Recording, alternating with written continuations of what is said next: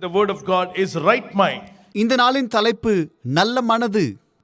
Nowadays people are not having right mind. That's why they were not wearing proper cloth. தற்காலத்திலே ஜனங்களுக்கு நல்ல மனது இல்லாதபடினாலே கவர்ச்சிகரமான ஆடை அணிகிறார்கள். See, when you read Mark chapter 5 verse 1 to 18, there was a man who was possessed and he tore out the cloth. He removed the cloth. He left his wife. He left his children. He was rebellious. He was using all filthy language. His life was corrupted.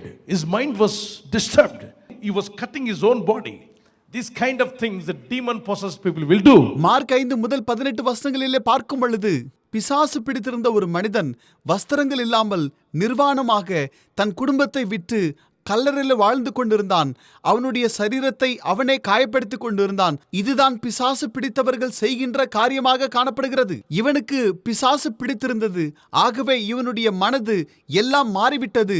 தன் குடும்பத்தை விட்டு அவன் கல்லறையிலே வாழ்ந்து கொண்டிருந்தான். யாருக்கு பிசாசு பிடிக்குமோ அவர்களுடைய சுய புத்தி போகும். தீய எண்ணங்கள் அவர்களுக்கு உண்டாகும். அவர்கள் பிசாசுக்கு முழுமையுமாக தங்களை ஒப்புக் கொடுத்தபடினாலே பிசாசு எப்படி செயல்படுத்துகிறதோ அவ்வண்ணமாகவே இவர்கள் செயல்படுவார்கள். கொஞ்சம் கொஞ்சமாக இவர்களுக்குள்ளாக ஒரு மாற்றம் ஏற்படும். இதுவரை யாரையும் காயப்படுத்தாதவர் இப்பொழுதோ மற்றவர்களை அவர் காயப்படுத்த துவங்குவார். தீய வார்த்தைகளை அவர் பேச துவங்குவார். அவர்கள் ஆணாயிருப்பினும் பெண்ணாயிருப்பினும் நிம்மதி எழுந்து அவர்கள் எப்பொழுதும் கூட அழுது கொண்டிருப்பார்கள். நேரம் கிடைத்தால் தற்கொலை செய்து கொள்ள கூட முயற்சி செய்வார்கள். பிறப்பினாலே அவர்கள் பாவிகள் அல்ல. தேவனானவர் ஒவ்வொருவருக்கும் கூட தெளிந்த புத்தியை தான் கொடுத்திருக்கிறார். ஆனால் இவர்கள் தங்கள் வாழ்க்கையிலே பாவம் செய்து அவைகளுக்கு அடிமைகளாக மாறினபடினாலே அவர்களுடைய சிந்தை மாறிவிட்டது.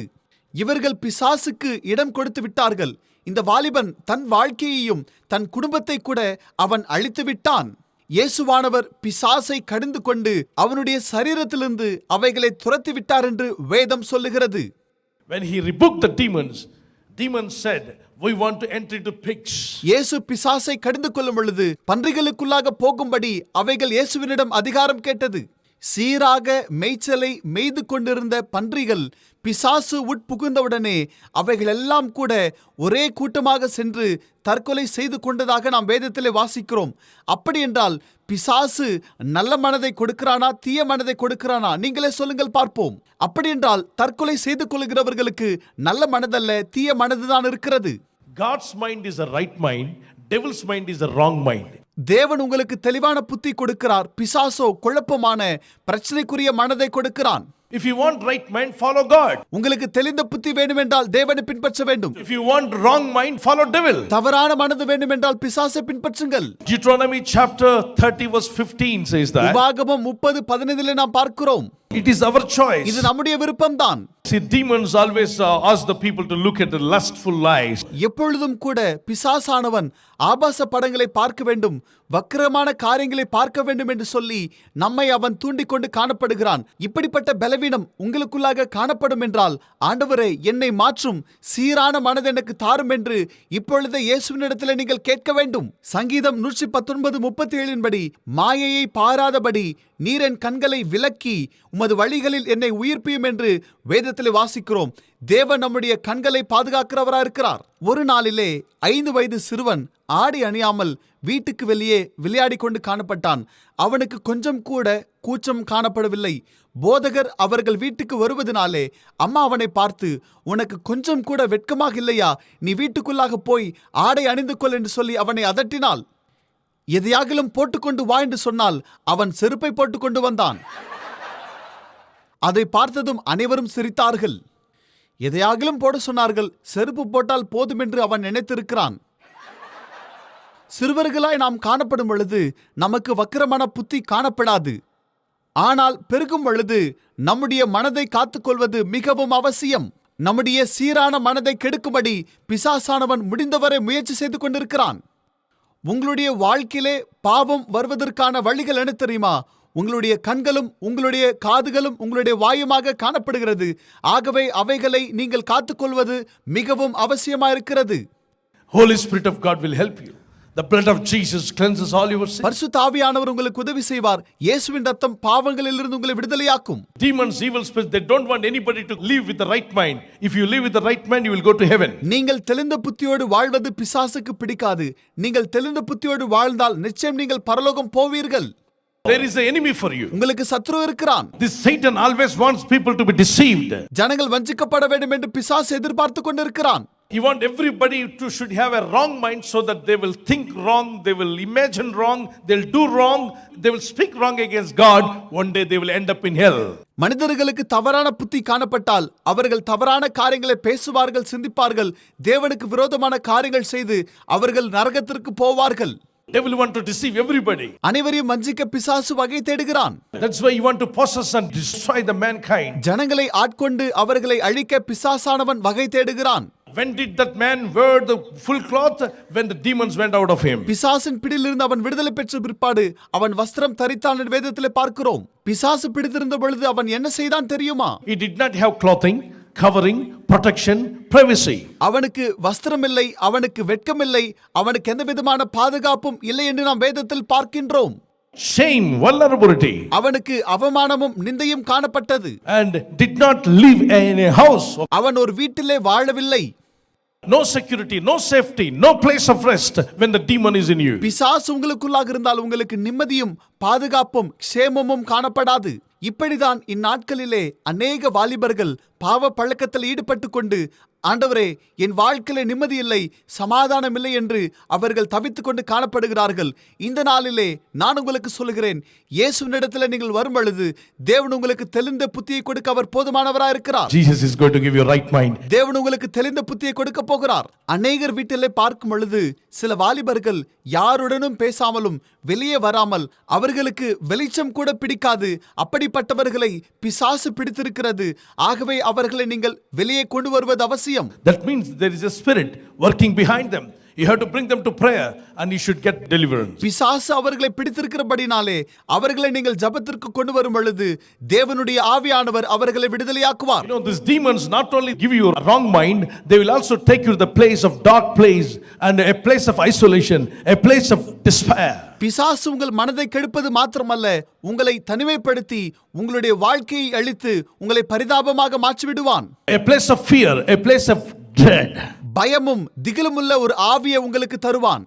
When Jesus came, he returned to house. இயேசு வந்த பிற்பாடு அவன் சுகமடைந்து தன் வீட்டிற்கு போனான். When demon came, he removed his clothes. பிசாசு வந்தவுடன் அவன் நிர்வாணமாய் காணப்பட்டான். இந்நாட்களிலே வாலிபர்கள் வாங்குகிற ஆடைகளை நீங்கள் பார்க்கும் பொழுது நமக்கே வியப்பாய் காணப்படுகிறது. ஒரு நாளிலே கிழிந்த ஆடை போட்டுக் கொண்டிருக்கிறவனை பார்த்து, உனக்கு பணம் இல்லையா, நான் பணம் தருகிறேன், நன்றாக ஒரு ஆடையை வாங்கிக்கொள் என்று சொல்லும் பொழுது அவன் என்னை பார்த்து, அங்கிள் இது புதிய ஆடை, இதுதான் புதிய ஃபேஷன் என்று சொல்லுகிறான். ஒரு மனிதன் ஜீன்ஸ் பேண்டை விற்க துவங்கினானாம். 6 மாதங்களானது, யாரும் கூட வாங்க வரவில்லை. அப்பொழுது அவன் கோபம் அடைந்து எல்லா பேண்டிலும் கூட துளைகளை போட ஆரம்பித்தான். கிழிந்த அந்த ஜீன்ஸ் பேண்டுகளை அவனுடைய கடையிலே அவன் தொங்க வைத்திருந்தான். தன் தலையை கவிழ்த்து விட்டு வேதனையோடு இருக்கும் பொழுது 3 வாலிபர்கள் அந்த கடைக்கு வந்தார்களாம். அதை பார்த்து புதிய ஃபேஷனா இருக்கிறது என்று சொல்லி அவர்கள் அவைகளை வாங்க துவங்கினார்கள். இவைகள் எப்பொழுது சந்தைக்கு வந்தது என்று அவர்கள் கேட்டார்களாம். இந்த ஜீன்ஸ் பேண்ட் பெயர் என்ன என்று சொல்லி அவனை அவர்கள் கேட்கும் பொழுது அவர் சொன்ன காரியம் என்ன தெரியுமா? இவைகள் புதிதாக வந்திருக்கிற புல்லட் ஜீன்ஸ் என்று சொன்னார். அப்பொழுது மூவரும் கூட ஜீன்ஸ் பேண்டை வாங்கி கொண்டு போனார்களாம். அவர் சொன்ன காரியம் என்ன தெரியுமா? ஜீன்ஸ் பேண்ட் நன்றாக இருக்கும் பொழுது யாரும் வாங்கவில்லை, கிழிந்த பிற்பாடு எல்லாரும் வாங்குகிறார்கள். That means the people are losing the right mind. ஜனங்கள் தங்களுடைய சுய புத்தியை இழந்து போகிறார்கள். If you have right mind, you will wear the right clothes. சீரான மனது இருந்தால் சீரான ஆடைகளை அணிவீர்கள்.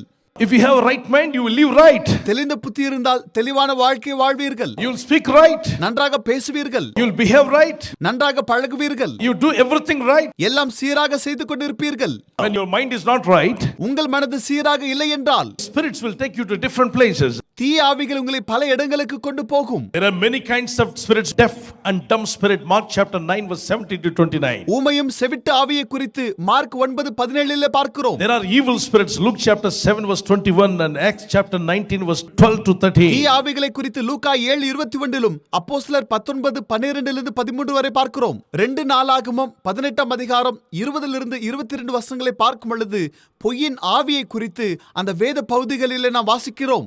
தேவஜனமே, ஜனங்களை தாறுமாறாக்குகிற ஆவியை குறித்து ஏசாயா 19:14 ரோமர் 1:17 32 வசனங்களிலே நாம் வாசிக்கிறோம். Seducing spirit, you know, the 1 Timothy chapter 4 verse 1, and spirit of an unclean devil, Luke chapter 4:33, a spirit of antichrist, 1 John chapter 4 verse 3. 1 யோவான் 4:3 அந்த கிறிஸ்துவின் ஆவியை குறித்து நாம் பார்க்கிறோம். ரோமர் 8:15 அடிமைத்தனத்தின் ஆவியை குறித்து நாம் பார்க்கின்றோம். Romans chapter 8 verse 15. ரோமர் 8:15 1 கொரிந்தியர் 10 அதிகாரத்திலே தற்கொலையின் ஆவியை குறித்து வேதம் நமக்கு தெரிவிக்கிறது. இதோ மண்ணெண்ணெய், இதோ தூக்கு கயிறு, ஃபேனில மாட்டிக்கொண்டு செத்துப்போ, இப்படிப்பட்ட காரியங்களை சொல்லிக்கொண்டு மனிதர்களை தற்கொலை செய்து கொள்ளும்படியாக தூண்டும். நீங்கள் மரித்து போனால் நாளை தினத்திலே செய்தித்தாளிலே உங்களுடைய பெயர் வரும் என்று சொல்லி அவன் சொல்லுவான். அந்த வார்த்தைகளுக்கு நாம் செவி கொடுக்க கூடாது. மற்றவர்கள் பரிதாபம் கொள்ள வேண்டும் என்பதற்காக நாம் தற்கொலை செய்து கொள்ளக்கூடாது. மற்றவர்களுக்காக வாழ்கிற ஜனங்கள் அநேகம் இருக்கிறார்கள். ஒரு மனிதன் ஒரு வேலைக்காரனை பார்த்து, இவர் மிகவும் நல்லவர், இவர் கடுமையாக உழைப்பார், சாப்பாடு கூட சாப்பிடாமல் அவர் உழைப்பார் என்று சொன்னவுடன் இவர் சாப்பிட்டு கொண்டிருந்தவர் சாப்பாட்டை வைத்துவிட்டு அவர் போய்விட்டார். ஏன் என்று கேட்கும் பொழுது இவருடைய வார்த்தைகள் கேட்டவுடனே அவரை சந்தோஷப்படுத்த வேண்டும் என்பதற்காக இவர் சாப்பாட்டை கூட விட்டுவிட்டார் என்று பார்க்கிறோம். மற்றவர்களை பிரியப்படுத்தும்படி வாழ்கிறவர்களும் பக்தி செய்கிறவர்களும் இருக்கிறார்கள். தேவஜனமே, மனிதர்களை பிரியப்படுத்தும்படி நாம் வாழ வேண்டாம். அவர்களுக்காக நாம் நடிக்கவும் வேண்டாம். இவர் ரொம்ப நல்லவர், நான் சொல்வதெல்லாம் செய்வார் என்று சொன்னவுடன் அவர் சொன்ன வார்த்தைக்காக இவர்கள் அவர் சொல்வதெல்லாம் கூட செய்து கொண்டிருக்கிறார்கள். ஆகவே தேவஜனமே, மற்றவர்களை பிரியப்படுத்தும்படியாக அல்ல, தேவனை சந்தோஷப்படுத்தும்படியாக நாம் வாழ வேண்டும். 1 யோவான் 4:6 வஞ்சக ஆவி குறித்து நாம் பார்க்கிறோம். இந்த ஆவியுள்ளவர்கள் வஞ்சகமாய் செயல்படுவார்கள். ஆகவே உங்களுடைய வாழ்க்கையில் எப்பொழுதும் கூட வஞ்சகமாக எந்தவிதமான காரியத்தையும் செய்ய வேண்டாம். சண்டை போடுகிற கணவன் மனைவி இருவர் இருந்தார்களாம். கணவர் சபைக்கு போகும் பொழுது மனைவி எங்கே போகிறீர்கள் என்று கேட்டார்களாம். அதற்கு இவர், நான் நரகத்திற்கு போகிறேன், ஏன் நீயும் வரப்போகிறாய் என்று கேட்டாராம். அதற்கு அவருடைய மனைவி என்ன சொன்னால் தெரியுமா? நரகத்தில் இருக்கும் உங்கள் பெற்றோரை நான் கேட்டதாக சொல்லுங்கள் என்று சொன்னாள். இவர்கள் இருவர் நடுவே வஞ்சக ஆவியும் சண்டை போடுகிற ஆவியும் காணப்படுகிறபடினாலே எப்பொழுதும் இவர்கள் சண்டை போட்டுக் கொண்டுதான் காணப்படுகிறார்கள். இவர்களுக்கிடையே ஒற்றுமை காணப்படவில்லை. சண்டை போடுவதிலே அவர்கள் எப்பொழுதும் கூட மும்மரமாக காணப்படுகிறார்கள். இந்த அனுபவம் உங்களுக்குள்ளாக இருக்கக்கூடாது. உங்கள் வீட்டிலே எப்பொழுதும் சண்டை காணப்படுகிறது என்றால் பிசாசு செயல்படுகிறான் என்பதை குறித்து நீங்கள் புரிந்து கொள்ள வேண்டும். அதை மாற்ற நீங்கள் செயல்பட வேண்டும். பிசாசுக்கு விசுவாசிகள் இடம் கொடுப்பார்கள் என்றால் பிசாசு அவர்களை கூட வஞ்சிக்க முடியும். ஆனால் அவர்களுடைய ஆவி ரட்சிக்கப்பட்ட பொழுது தேவனால் முத்திரிக்கப்பட்டது. எப்பொழுது பக்தியிலே நாம் தோய்ந்து போகிறோமோ, பிசாசுக்கு இடம் கொடுக்கிறோமோ, அப்பொழுது நம்முடைய சரீரத்தை பிசாசு ஆக்கிரமித்துக் கொள்கிறான். அது நிமித்தமாக அவன் செயல்படுகிறான். எப்பொழுது ஆவியிலே நிரம்பி நாம் ஜபிக்கிறோமோ, ஆவியானது நம்முடைய மனதையும் நம்முடைய சரீரத்தையும் பாதுகாக்கின்றது. ஆகவே நீங்கள் தெளிந்த புத்தியுள்ளவர்களாக காணப்பட வேண்டும் என்று சொல்லி ரோமருக்கு எழுதின நிருபம் 12 அதிகாரம் முதல் 2 வசனங்களிலே நாம் வாசிக்கின்றோம். அந்த அனுபவம் தேவை. God wants to give you right mind. தேவன் உங்களுக்கு தெளிந்த புத்தியை கொடுக்க விரும்புகிறார். Spirit of heaviness. ஒடுங்கின ஆவியை குறித்து நாம் பார்க்கிறோம். ஏசாயா 61:3 ஒடுங்கின ஆவியை குறித்து நாம் பார்க்கிறோம். இந்த ஆவி இருந்தால் பாரம் நம்மேல் இருப்பது போல காணப்படும். வருத்தப்பட்டு நீங்கள் பாரம் சுமக்கிறவர்களாக இருக்கலாம். தேவனிடத்தில் நீங்கள் வரும் பொழுது தேவன் உங்களுடைய எல்லா பாரத்தையும் கூட அவர் நீக்கி போடுவார். The spirit of infirmity. பலவீனப்படுத்தும் ஆவி. ஒரு மனிதன் வியாதி நிமித்தமாக மருத்துவமனைக்கு போயிருந்தார். மருத்துவர்கள் பரிசோதித்து அவருக்கு ஒன்றுமில்லை என்று சொன்னார்கள். அவர்கள் எல்லாம் செய்தார்கள், ஆனால் ஒன்றும் நடக்கவில்லை. இறுதியாக அவர் என்ன செய்தார் தெரியுமா? மந்திரவாதம் செய்கிறவர்களிடத்திலே அவர் போய் முறையிட்டார் என்று நாம் பார்க்கிறோம். இவளுக்கு பிரச்சனை இருக்கிறது, மருத்துவர்கள் ஒன்றுமில்லை என்று சொல்கிறார்கள். இந்த பெண்மணி தன் வஸ்திரங்களை கிழித்துக் கொள்கிறாள். இவளுக்கு திருமணமாகி 3 மாதங்கள் ஆகிறது. செய்வதறியாமல் அவர்கள் தவித்துக் கொண்டிருந்தார்கள். அவர்கள் சுமார் 5 லட்சம் ரூபாய் செலவு செய்தார்களாம். ஆயினும் கூட அந்த மகளுக்கு சுகம் ஏற்படாதபடினாலே அவளுடைய தகப்பனார் கொலை செய்யும்படியாக அந்த மந்திரவாதியிடத்திலே போனாராம். அப்பொழுது தகப்பனார் இடத்துல மந்திரவாதி சொன்ன காரியம் என்ன தெரியுமா? என்னால் இயன்றதை நான் செய்தேன், ஆனால் ஒன்றும் செய்ய முடியவில்லை. உங்கள் மகளுக்கு சுகம் உண்டாக வேண்டும் என்றால் இயேசுவினிடத்தில் போங்கள் என்றார். நீ எப்படி சொல்லுகிறாய் என்று கேட்டதற்கு மந்திரவாதி சொன்ன காரியம் என்ன தெரியுமா? ரட்சிக்கப்பட்டவர்களுக்கு விரோதமாக மந்திரவாதம் செய்யும்படி அநேகர் இடத்துல பணம் கொண்டு வந்தார்கள். அவர்களை வேதனைப்படுத்த நான் மந்திரவாதம் செய்தாலும் சரி, கிறிஸ்துவர்களுக்கு விரோதமாக அவைகள் செயல்படவில்லை. மாறாக அவைகள் மறுபடியும் என்னிடத்தில் வந்து என்னை வாட்ட ஆரம்பித்தன. அப்பொழுது பிசாசுகள் என்னிடம் சொன்ன காரியம் என்ன தெரியுமா? இயேசுவின் வல்லமைக்கு விரோதமாக எங்களால் செயல்பட முடியவில்லை, எங்களை அனுப்பாதேங்கள் என்று அவைகள் கேட்டன. ஆகவே தேவனுடைய பிள்ளைகளுக்கு விரோதமாக எந்த தீங்கும் நடக்காது. எல்லா தீங்கையும் பாதுகாக்கிற தேவன் அவர்களோடு இருக்கிறார். ஆகவே தேவனுடைய பிள்ளைகளே, உங்கள் வாழ்க்கையிலே எந்த விதமான காரியத்திற்கும் பயப்பட வேண்டாம். இயேசுவின் ரத்தத்தை விசுவாசிக்கிறவர்களுக்கு விரோதமாக எந்த தீங்கும் நடக்காது. The blood of Jesus protects you. இயேசுவின் ரத்தம் உங்களை பாதுகாக்கிறது. என்னாகமம் 5:14 படி பரிசுத்த ஆவியானவர் உங்களுக்குள்ளாக வாசமாயிருக்க அவர் பிரியமாயிருக்கிறார். 1 கொரிந்தியர் 3:16-17 படி அவர் உங்களுக்குள் வாசமாயிருக்க விரும்புகிறார். தேவஜனமே, கிறிஸ்துவ ஜீவியத்திலே படிகள் இருக்கின்றன. முதலாம் படி, நாம் அவரை விசுவாசிக்க வேண்டும். 2ஆம் படி, விசுவாசித்து திருமுழுக்கு சத்தியத்திற்குள்ளாக வர வேண்டும். 3ஆம் படி, ஞானஸ்தானம் எடுத்த பிற்பாடு நாம் அபிஷேகம் பெற வேண்டும். 4ஆம் படி, தேவனுடைய பணியிலே நாம் முன்னோக்கி செல்வது மிகவும் அவசியம். தேவஜனமே, எந்த ஊழியன் போதித்தாலும் கண்மூடித்தனமாக நீங்கள் அவைகளை ஏற்றுக்கொள்ள வேண்டாம். வேதத்திற்கு ஒத்த காரியங்களாக அவைகள் காணப்பட்டால் ஏற்றுக்கொள்ளுங்கள். இல்லையென்றால் அவர்கள் யாராயிருப்பினும் அவைகளை நீங்கள் புறமே தள்ளுங்கள். எந்த ஊழியன் போதித்தாலும் சரி, It should match with the word of God. அந்த வசனம் வேத வார்த்தைகளோடு ஒத்திருக்க வேண்டும். Any man of God whoever speaks, போதிக்கிறவர் யாராயிருப்பினும் கூட வேதத்திற்கு ஏற்றாற்போல் சத்தியத்தை போதிக்க வேண்டும். உங்களிடத்தில் ஒரு தங்க மோதிரம் இருந்தால் அதை நீங்கள் அடகு கடைக்கு கொண்டு போவீர்கள் என்றால் அவர்கள் அதை கண்மூடித்தனமாக ஏற்றுக்கொள்ள மாட்டார்கள். முதலாவதாக அவர்கள் என்ன செய்வார்கள் தெரியுமா? அதை எடுத்து ஒரு கோடு போட்டு பரிசோதனை செய்வார்கள். பரிசோதனைக்கு பிறகுதான் இது உண்மையான தங்கமா போலியா என்பதை குறித்து அவர்கள் தெரிந்து கொள்வார்கள்.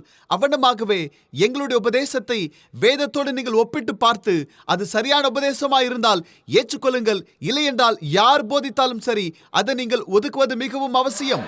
நாங்கள் போதிக்கிற இந்த உபதேசமானது மெய் சத்தியமாக காணப்பட்டால் அவைகளை நீங்கள் ஏற்றுக்கொண்டு இந்த அஸ்திபாரத்தின் மேல் உங்களுடைய வாழ்க்கை கட்டிக்கொள்ளும் பொழுது நீங்கள் அசைக்கப்படாமல் உறுதியாய் தேவனுக்காக பக்தி செய்ய முடியும். அப்பொழுது எவ்வளவு கஷ்டம் வந்தாலும் சரி, நீங்கள் துவண்டு போகாமல் விழுந்து போகாமல் பக்தியிலே உறுதியாய் நிலைத்திருப்பீர்கள். இப்படிப்பட்ட பக்தி ஜீவனம் செய்ய வேண்டும் என்றுதான் தேவன் உங்கள் பேரில் பிரியமாயிருக்கிறார். ask the Lord to give you right mind. நல்ல மனதுக்காக தேவனிடத்தில் கேளுங்கள். When you have the right mind, you will right with God. தெளிவான புத்தி இருக்கும் பொழுது தேவனோடு ஒருங்கிணைக்கப்பட முடியும். Right relationship with your wife and children. கணவன் மனைவி பிள்ளைகளுக்குள்ளாக நல்ல உறவு முறை காணப்பட வேண்டும். You will not hate others. மற்றவர்களை வெறுக்க கூடாது. You will not hurt others. நீங்கள் யாரையும் காயப்படுத்த You மாட்டீர்கள். will not judge others. மற்றவர்களை நியாயம் தீர்க்க You மாட்டீர்கள். will live right with God. நீங்கள் தேவனுக்கு ஏற்புடைய வாழ்க்கை வாழ்வீர்கள். Young children, young students have a right mind with God. வாலிப பிள்ளைகளை, மாணவர்களை தேவனுக்கு முன்பாக ஏற்புடைய வாழ்க்கை வாழுங்கள். Rise up and take courage. எழுந்து தைரியத்தோடு நில்லுங்கள். God wants to help you and strengthen you. தேவன் உங்களுக்கு உதவி செய்து பலப்படுத்த ஆயத்தமாய் இருக்கிறார். The Bible so clearly says, வேதம் தெளிவாக சொல்லுகிறது, I know the plans I have for you. உங்கள் பேரில் நான் வைத்திருக்கிற திட்டங்களை அறிவேன். He will give you a beautiful future. அவர் உங்களுக்கு அற்புதமான எதிர்காலம் தருவார். Declares the Lord. தேவன் இதை சொல்லுகிறார் என்று பார்க்கிறோம். Plans to prosper you. உங்களுக்கு செழிப்பான வாழ்க்கை கொடுப்பது தேவ திட்டம்.